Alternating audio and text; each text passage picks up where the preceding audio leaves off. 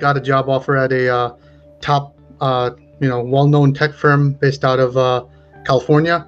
No joke, it's a dream job. And a quick summary, what I basically did was I was looking for a job. I was impacted by the pandemic, and I had some time to think about what I wanted next in my career.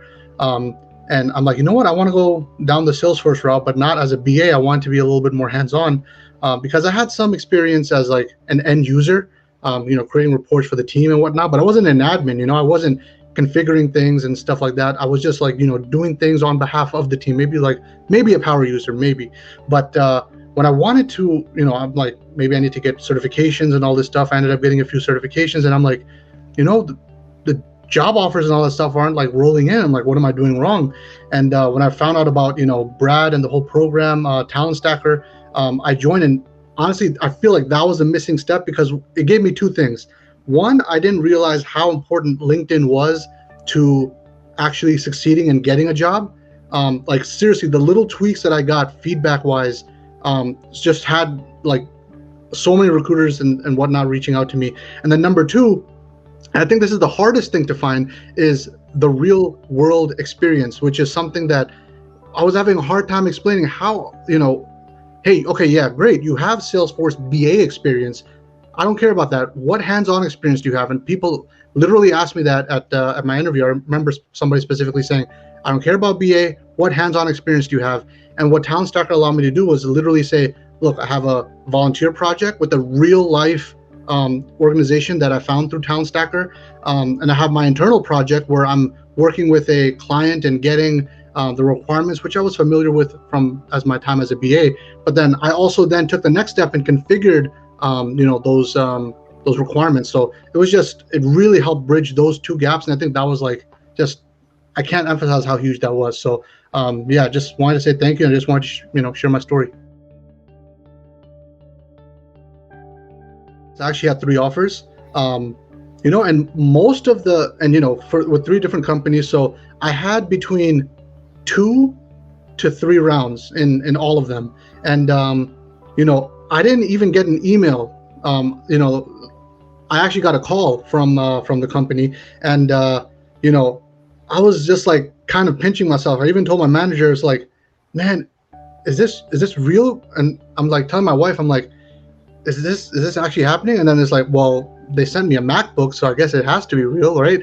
And then it's like, well, you know what? I'm not going to post it on LinkedIn because I'm going to wait until my first paycheck. It's like, are you kidding me? Like, this is just amazing. So, but yeah, like the call, when they called me, of course I was just over the moon, but they just kept on saying, oh, so this is your salary.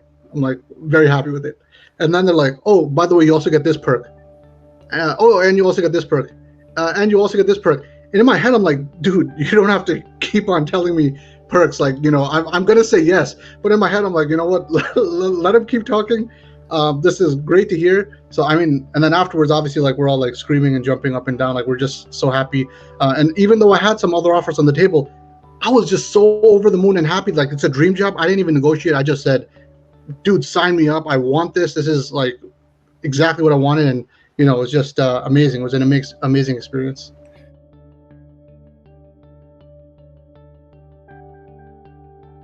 That hurdle of in the interview actually being able to say, hey, you want to be a Salesforce admin, but you don't have any hands-on experience.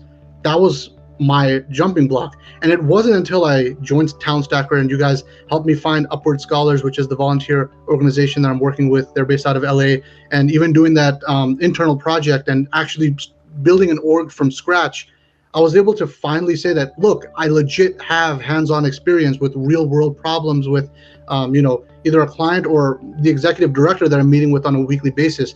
Being able to fill that gap really, I think, helped them realize that, hey, you know what, this guy is, and I said straight out, look, I only have, a few months of actual hands-on experience, but that was a gap that I had to overcome. And I thought it was going to help out a lot, but it wasn't until I had that LinkedIn and that, like the real world experience piece that it actually came together, and, a lot of stuff started falling into place. I thought that I needed 5, by the way, until Brad was like, hey, you only need 1. And if it wasn't for that one video that Brad said, hey, you only need one, and I'm like, dude, I have two. I need to get something going. So that's kind of how I actually ended up joining the program, just because I felt like I had some of that experience, but in reality, it wasn't hands-on. I really needed that, start from the foundation. So that's kind of how I got into the program. And it was just from like the YouTube videos and all that I kind of found out about, Brad and Talent Stacker and everything. It's just in my eyes also, as a recruiter or a hiring manager, maybe not so much as a hiring manager, I'm relatively, in terms of hands-on admin experience, I'm relatively fresh, but in terms of hands-on, I'm new. So, I at least said that. But think about it from a recruiter's perspective. They don't want to put somebody forward that has a high likelihood of maybe not working out. So however you can kind of show them that, look, you're not really taking as much of a risk on me, or if you are taking a risk on me, like, this is how, I've been mitigating your concerns.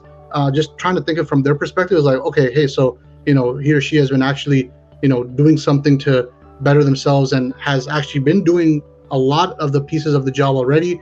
That's kind of how I approach it. And, again, that's why experience is, super helpful.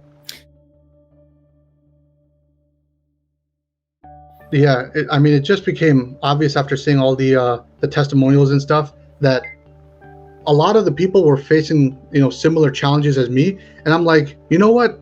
I'm not sure that my gap is in the certifications. There's something else that I'm missing.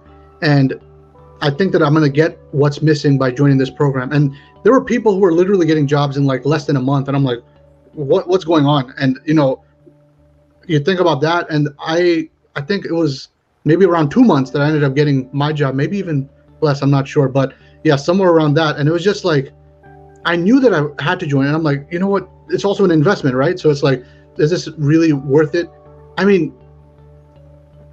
I got my dream job from it. Look, think about it this way, and Brad also says this too. It's like, if you just get a job like, 1 week in advance, you think about like, starting salaries.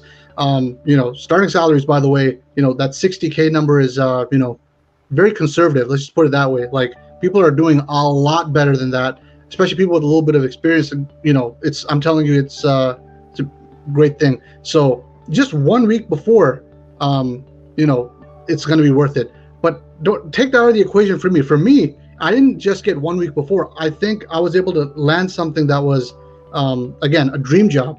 And that's going to be something that I'm going to be holding on to, for years. I plan on staying with this company for, hopefully a very, very long time. Like, I don't see myself moving like anytime soon or even in the near future, nothing like that. I couldn't be happier. So, just think about that. There were so many times in my head, I'm like, what do I do in this type of situation? Or, hey guys, I'm kind of stuck about this. And somebody is going to come in, help out. Brad is there. Hugh Richardson helped me out so many times. Like Anita, like there's just so many people there that want to, help and can give you advice based off of what they've actually gone through. Because a lot of these people they're still coming, even though they have their jobs and all that stuff. They just want to give back to the community. This Salesforce Ohana, we have our, Talent Stacker Ohana. I can't emphasize how big that was, because there's a lot of times where I'm like, what is the difference between, this type of opportunity or that type of opportunity? How should I approach my prep and all of that stuff? So that seems really, really intangible, and people say that all the time, but it was super helpful for me. The other thing that also really helped was the interview prep. And Justin, I remember I was talking to you about it. I was just literally just rewatching your interview videos just to kind of get an idea of, what to expect, and maybe a little bit more of a technical round. And a lot of the questions, it's so funny that you were asking, Anita and other people in the group. I actually ended up getting those questions, and just having an idea of how to respond, or seeing the feedback right after a live interview and saying like, okay, so these are good things. I think it just helped me internalize how I should approach it. I had some of that, but again, all of these missing pieces. And again, like Brad says, you might have, little 10% improvements in like 5 different areas. That's like 50%. Why is this stuff not like panning out? I thought that, people were going to come into me. It must be my lack of certifications. And it wasn't that. And that was one of the biggest eye-opening things. And stuff I was able to talk through with, the Facebook group and all that other stuff, the real world experience. I'm going to say it again, but yeah, I mean, I just want to say thank you. If I started sooner, it probably would have been better off, obviously. I mean, again, I'm just like, how can I better use the resource that I had available to me in the program? And that's probably what it is. I would recommend everybody get that LinkedIn audit, though, because Yes. that was so eye-opening. Because I'm looking at my LinkedIn every day, and I'm like, oh, I didn't know about featured content. Oh, wow, my About Me section is super old and not relevant. You know what? So all these little tweaks and, blind spots, just because I'm looking at the thing every day, it was just invaluable. And even the banner, I didn't realize like how much of an impact, a nice banner would have on LinkedIn. But, you go to a LinkedIn section, you see the person's face, and then you see the banner on top. It's like, instant credibility almost. You have the ability to give that without even showing any words, really. So there was a lot of things that I just wasn't taking advantage of. So yeah, that's kind of some things that I would do. So after I, posted my, success sort of on LinkedIn, a lot of people started reaching out to me and just saying like, hey, what's Talent Stacker all about? Congratulations, how do you, do this? Just like, wow, you landed this, great gig. And I just tell them, look, I got certified and I joined Talent Stacker, and they really helped fill in a lot of the gaps that I had. Salesforce is not going anywhere. Like if just look at the revenue of Salesforce from last year to this year. It's ridiculous how much they've grown and that they're already growing. It's still a relatively, young, like the whole CRM game, like Salesforce is going to be only growing even more. But having these tangible skills that are actually valuable in the marketplace, that are more technical, that is, I feel, more of a differentiator. Yeah, there's a lot of people that are technical as well, but having those skills, I feel like, it's a lot easier to get, your foot in the door. It's a lot easier to get into a new role. A lot of people are transitioning, like, Hugh from truck driving, people from, music and all of these other industries. Having those skills gives you power.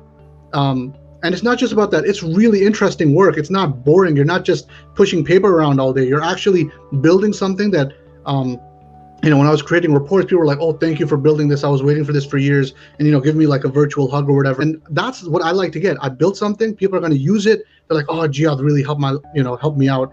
Not Jihad just had another meeting on the calendar to talk about, XYZ for the project. And so I feel like contributing that way is super, exciting for me. And if that's something that'll be exciting for you, it's definitely worth a shot, and try it out. Try out the 5-day challenge. Might be for you.